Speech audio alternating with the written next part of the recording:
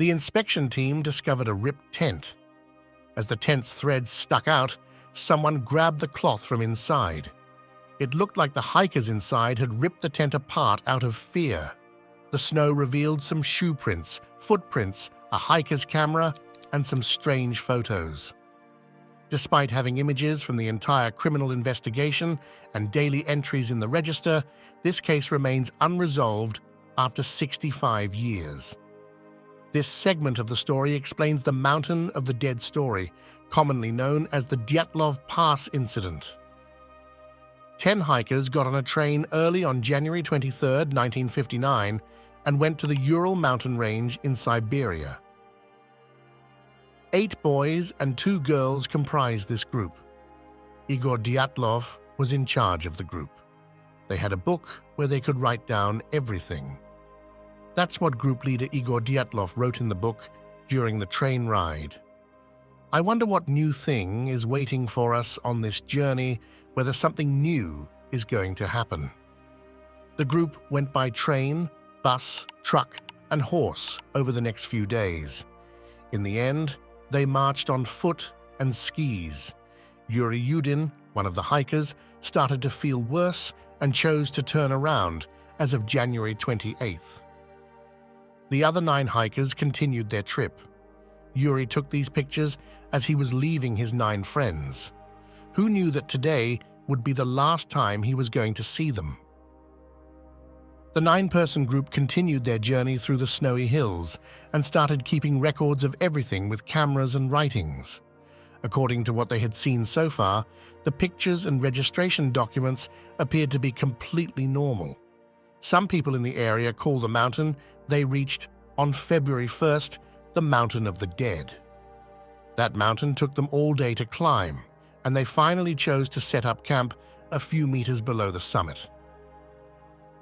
The photographer's camera captured these last pictures, and the final entry in the book translates the written words. It is hard to picture such peace in the mountains, where strong winds blow hundreds of kilometers away from places where people live. They wrote down everything in their book, yet we still don't know what happened next. They had planned to go on this trip for 16 days. Before leaving, they told their family and friends that they would come back down and talk about their health over the telegraph. Family and friends were getting more worried because it had been 31 days instead of 16 days, and there was still no news from Dyatlov or any of the other group members.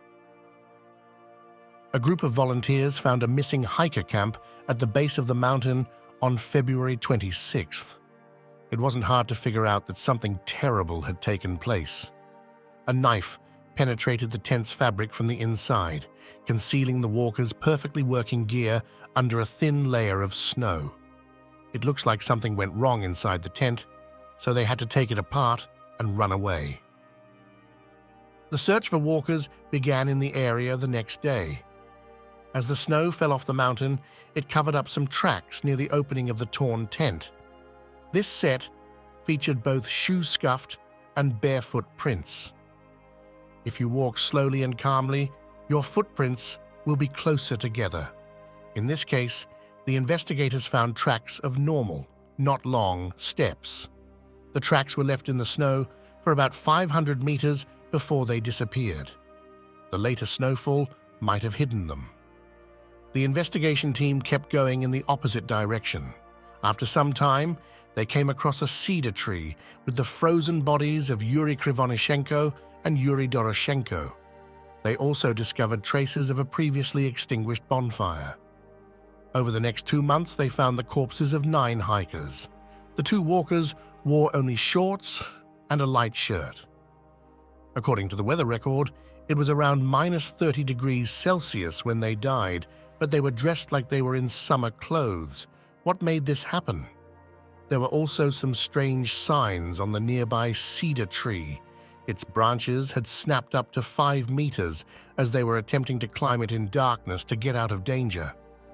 The tent and the cedar tree concealed the bodies of the next 3 hikers in the snow.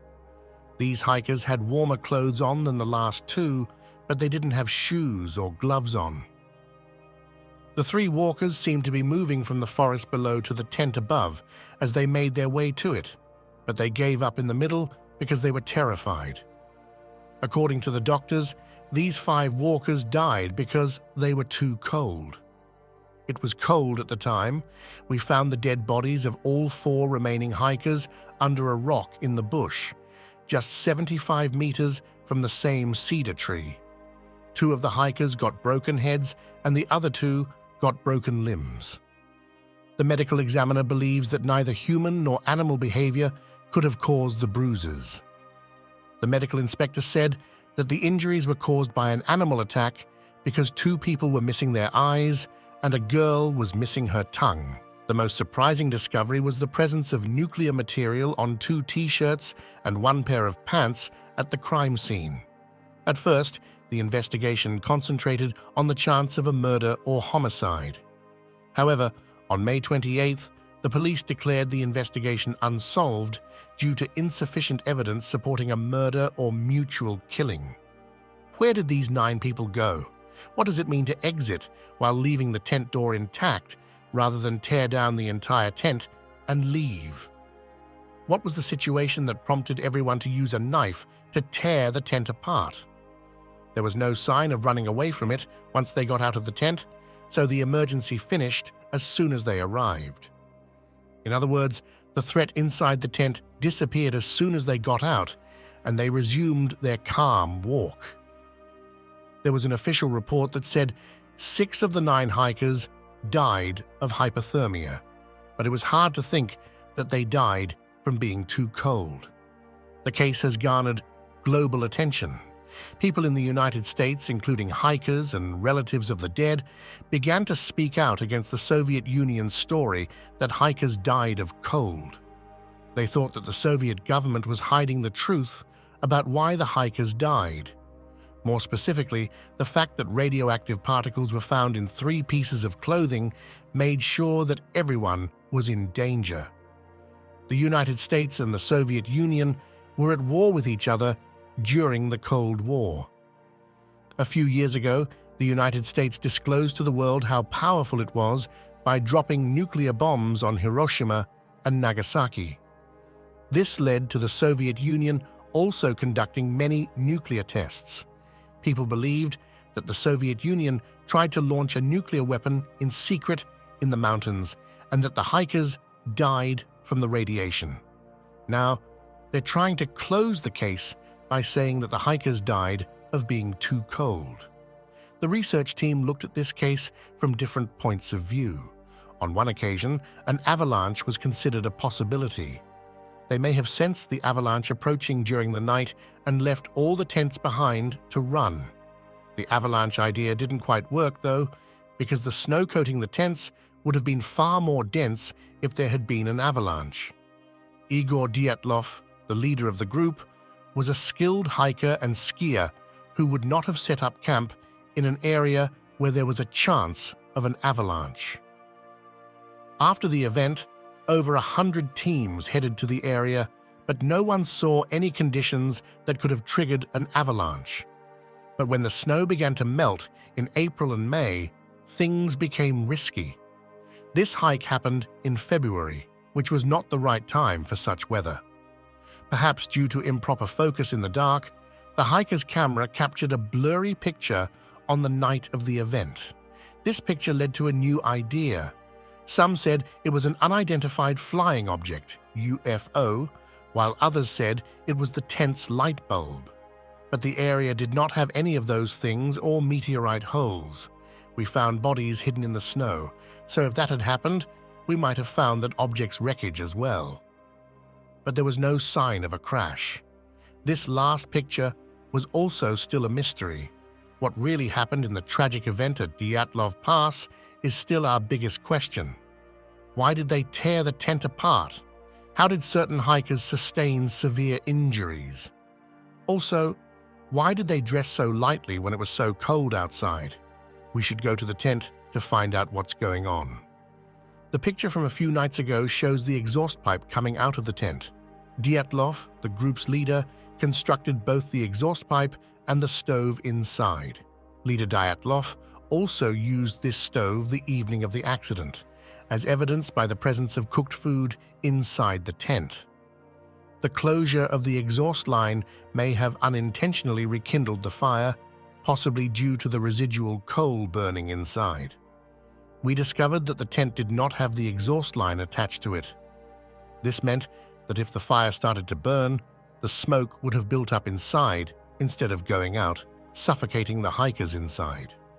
This is one reason they were unable to stop the smoke, which made them tear the tent apart right away and run away. Another piece of evidence that supports this idea is that the hikers had burns on their bodies and clothes, and blood was coming out of their mouths. We want to tell you that breathing a lot of smoke frequently results in blood coming from the mouth. Once they got out of the tent, they walked regularly to try to find shelter. Not all walkers brought warm clothes. They knew there was a safe place in the trees, so they lit a fire in front of a cedar tree. Another thing the investigation team found was that 4 hikers wearing heavy clothes went deeper into the bush to look for wood. However, a minor slip occurred on the rock, propelling them skyward and into the rocky depths below, where they sustained severe injuries. 2 hikers with little clothing were near the cedar tree. The other 3 hikers, who had climbed back up to the tent, were frozen. And the cold also killed the 2 hikers who were sitting by the bonfire, which had been extinguished on their own. Finally, everything is slightly radioactive, but the hikers' outfits are highly radioactive. Alexander Kolowatov, one of the group's members, worked at a nuclear plant, and George Krivonishenko, another member, worked at a top-secret Soviet nuclear facility. The radioactive outfits that were found belonged to these 2 hikers. The rest of the clothes had normal amounts of radioactive elements. When the hikers were injured and struggling for their lives in the wild, it is possible that animals took away their organs. Animal attacks may have led to this outcome. The occurrence that took place 65 years ago has been forgotten. Just Yuri Yudin was able to make it through the initial group of 10 individuals. His illness forced him to withdraw from the trip. On April 27, 2013, he passed away due to the effects of old age. He was 76 years old. I hope you enjoyed this video and will share it with your friends.